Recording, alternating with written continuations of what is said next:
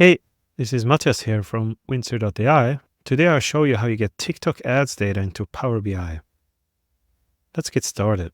In the first step, you go to onboard.windsor.ai, and once you're in there, you search for TikTok. Then in here, you'll click on Grant TikTok Access. Then you click Confirm. And then back here, you'll get all the available accounts in the dropdown.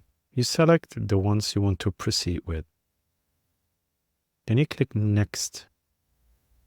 Now in here, you select TikTok. And now in this demo account, I do not have data for the last month, so I need to load a very specific time range, which is custom range here. I go back to 2022. June to August. And then here I should have data. In your case, you would just select the date range you wish to pull data for. Now you can also specify the fields. You might want to get the ad group name on to get the data more granular.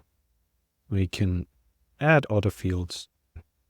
Now we get the data preview. So this is correct. That's the data I want to get over into Power BI Desktop. And now I click on Power BI Desktop here. I can see here there's a URL which contains the fields which I have selected plus the date range. I click Copy. Now I head to Power BI, and in Power BI I click on Get Data from Web, and then I paste the URL here.